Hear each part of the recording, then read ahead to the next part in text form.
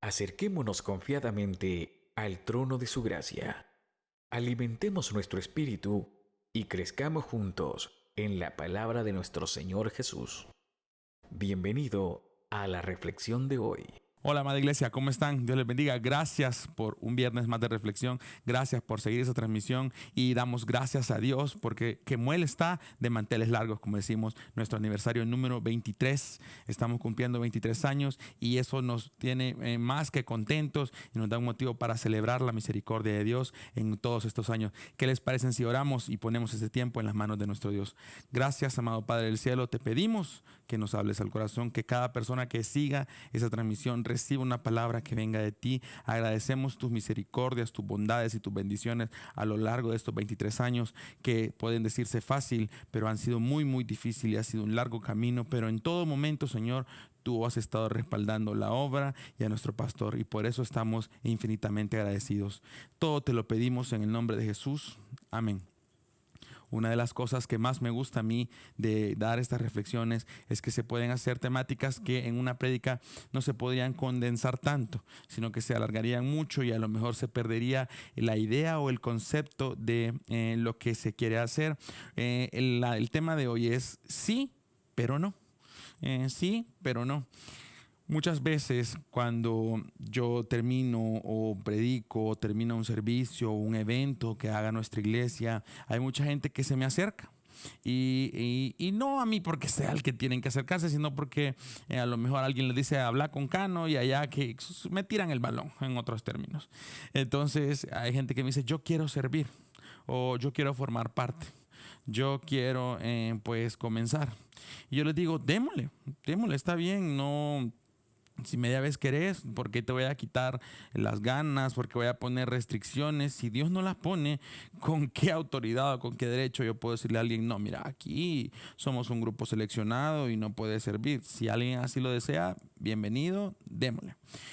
Pero lo que sucede es que muchas veces son impulsos por alegría, impulsos emocionales, impulsos o solamente es un deseo del corazón y se queda ahí después en el estado de cuando el estado de ánimo cambia y uno le dice, mira, ¿qué pasó? ¿Cuándo vamos a comenzar con el servicio? Que sí quiero, y aquí viene lo que le da el tema a la reflexión de hoy, sí quiero, pero no, o aún no, siento que podría esperar un poco. Entonces se pierde esa motivación o ese fuego y eso sucede a veces después de grandes encuentros. Por ejemplo, usted va a un retiro o a un concierto y al finalizar usted siente que está sobre las nubes y que anda muy poderoso, o a un campamento y usted se siente muy feliz de haber ido y usted dice voy con todo, voy con todo, y eso no es malo, eso está muy bien, pero después de unos días de haber del evento, del campamento, el retiro, como le quiera llamar, empieza a bajar la intensidad o la emoción. Entonces viene una gran pregunta. Cuando nos surge un gran deseo de servir para Dios bajo esas circunstancias, ¿es un llamado genuino? ¿Es un emocionalismo? ¿O solamente es por moda o por conveniencia o porque creemos que necesitamos de Dios? ¿Qué sería la respuesta a todo esto? Y no tiene nada que ver la obediencia que nosotros sintamos hacia Dios con la emoción. No tiene nada que ver el compromiso de servir con Dios con las ganas de servir a Dios. No tiene, es casi irreverente lo que estoy diciendo, que no. Si me da unos minutos, yo perfectamente se lo explico. Si vamos a Mateo 21:28, en esa parábola Jesús hablando a sus discípulos, Mateo 21:28. Pero ¿qué piensan de lo siguiente? Les preguntó Jesús a sus discípulos. Un hombre con 2 hijos le dijo al mayor: hijo, ve a trabajar al viñedo hoy. El hijo le respondió: no, no iré. Vaya, esos son aquellos que ya estamos sirviendo, que ya tenemos años sirviendo y que a veces no tenemos ganas de hacerlo. Son cuestiones humanas. Son cuestiones humanas que simplemente acontecen. Yo ya les he mencionado en otras cosas en que he servido, pero una de las cosas más difíciles para mí en las que he servido, y era porque, lo confieso, no me gustaba, es en células. No me gustaba. no me gustaba y era bien difícil para mí servir en células. Era como, ay Señor, por favor, ya no. Pero allá iba yo todas las semanas a diferentes células, y traté de involucrarme y todavía involucré al pastor y le dije, pastor, tengo una idea. ¿Cuál? A ver, hagamos una gira por todas las células de Kemuel. En ese momento no existía pandemia ni lo que ahora está viviendo el mundo. Habían más, obviamente que por la situación actual algunas pues ya han dejado de hacerse y está bien. Pero en ese momento había como esa intención de querer hacer las cosas. Entonces yo le dije, pastor, hagamos una gira por todas las células. Y el pastor, pues quizás por no desmotivarme a mí, fue como, hagámosla. Y empezamos a visitar todas las células. Todas las noches visitábamos una. Y íbamos para Lourdes, íbamos para Soyapango, Santa Tecla, andábamos disparados por toda la ciudad y allá nos vemos y allá nos vemos. Y después de terminar la gira, yo pensé, bueno, ya lo hice, misión cumplida. No. Si servir una vez y hacer las cosas una vez no significa que es la única vez que usted debe de hacerlo. Entonces, yo era ese hijo que le dice a Dios, no iré. No porque esté mal, no porque esté enojado con Dios, sino que no tengo el deseo. Tengo problemas, tengo circunstancias difíciles, cosas que no me permiten continuar y que yo pongo quizás hasta de excusa para no hacerlo. Y yo me identifico mucho con este primer hijo que le dice, no, yo no iré al viñedo, no iré a trabajar, no puedo y no lo haré. Le es sincero. Malcriado o desobediente, dirían algunos, pero es sincero con su padre. Y si continuamos, dice, pero más tarde cambió de idea y fue.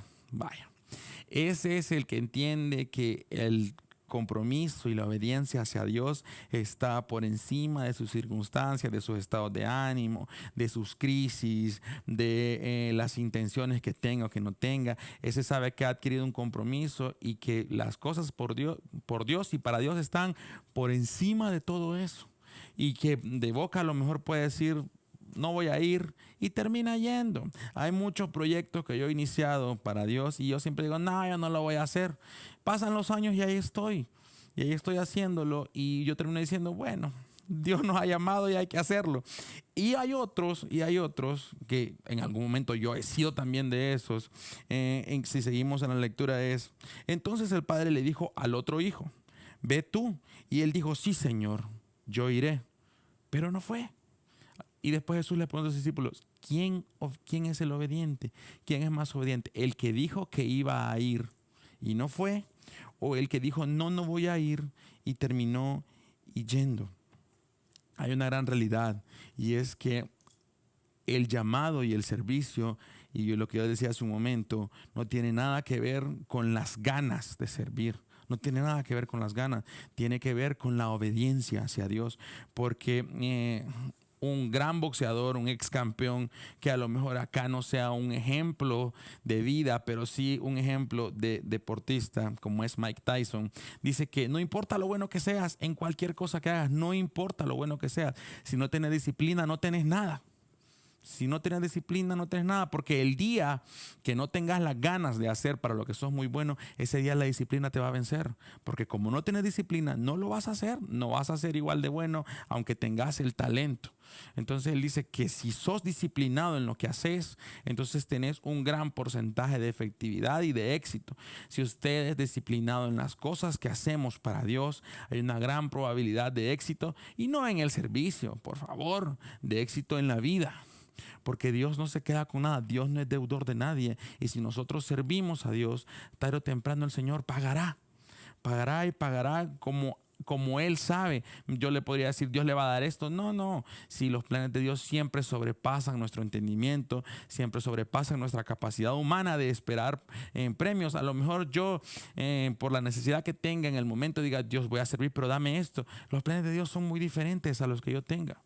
Entonces, cuando nosotros involucramos la obediencia a Dios en las cosas que hacemos para Él o en buscarle, y a eso, aunque nosotros nos resistamos a nuestra alma por naturaleza es rebelde. Nuestra alma por naturaleza no quiere hacer las cosas, le cuesta buscar. Decimos, voy a empezar a orar todas las noches. Orad 2 noches y después dejas de orar. o voy a empezar a leer la palabra. La lees 5 minutos y empezás y se te olvida lo que ya leíste.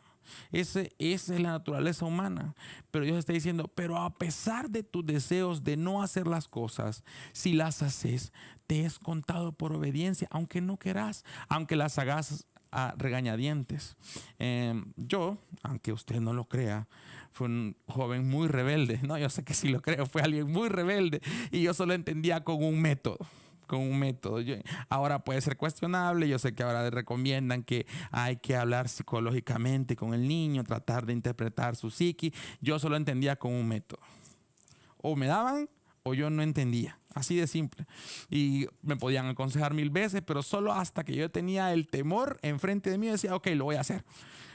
Y solo así terminaba obedeciendo.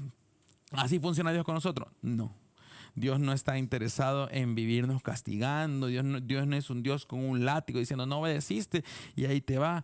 Pero debemos de entender que a quien amamos le buscamos, que a quien amamos tratamos de agradarle con nuestros actos y con las cosas que decimos que vamos a hacer para Él. Y si nosotros nos hemos declarado hijos de Dios y le amamos, tratamos de agradar aún en una pequeña cosa, por pequeña que pueda parecer. Para Dios eso es algo bueno.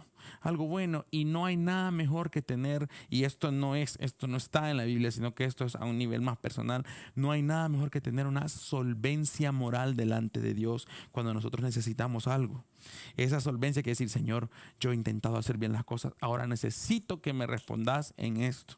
No hay nada mejor que eso, a decir, sí, Señor, yo sé que no he sido un buen hijo, sé que no he dicho que no he hecho lo que dije que iba a hacer, sé que te he dado la espalda y todo lo demás, pero yo te pido que me ayudes. Hay cierta vergüenza en ese tipo de oraciones que yo he hecho algunas veces, en decir, ay, Dios mío, pero tu misericordia es infinita, y uno a veces abusa de esa misericordia. Entonces, ¿qué es más importante? Decir sí, lo voy a hacer y no hacerlo, o reponerme aún a las ganas de no hacerlo y terminarlo haciendo. Jesús les dijo, eso es lo que se necesita, eso es lo que yo necesito.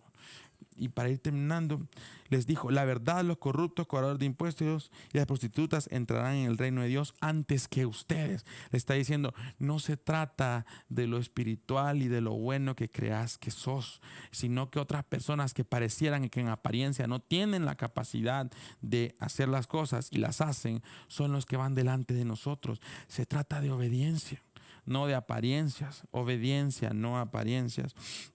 Entonces, las personas que deciden hacer las cosas para Dios por encima de las circunstancias son las que nos llevan una gran ventaja. Créanmelo, no estoy al frente. Quisiera estar al frente de esa fila, pero no estoy al frente. Solo le pido a Dios estar ahí en la fila de los que dicen que no van a hacer las cosas, pero que las terminan haciendo, y no solo aparentar sí y no terminarlas haciendo. Yo le invito hoy que usted sea uno de los que aún con sus deseos, con sus estados de ánimos quizás decaídos, haga las cosas para Dios, porque es necesario que nosotros nos activemos para que nosotros seamos ejemplos para otros más tiernos en la fe, y que hoy reflexionemos si realmente de quién somos, cuál de los dos hijos somos, el que dice que lo va a hacer y no lo hace, o el que se resiste pero termina obedeciendo. Y si somos el que no deberíamos ser, pues empezar a corregir eso y motivarnos y motivar a otros a obediencia. ¿Qué les parece si este tiempo lo ponemos en las manos de Dios y damos gracias y oramos por una reflexión más? Amado Padre del cielo, yo te doy gracias por cada persona que está siguiendo la transmisión, cada persona que ha dispuesto su corazón y que desea pues llevar más allá esto y poder decir yo lo hice, yo lo haré, heme aquí. Todas esas personas que han dispuesto su corazón, que no solamente quede en el deseo, sino que sea una real y genuina obediencia hacia ti, con el único propósito de ser parte de los planes que tú tienes para nosotros. Padre, en el nombre de Jesús, gracias por cada persona, gracias por tu misericordia, gracias por el tiempo que nos permites y gracias por estos 23 años que hoy celebramos como iglesia. Te bendecimos en el nombre de Jesús. Amén. Dios les bendiga a todos, cuídense mucho, se les quiere. Adiós.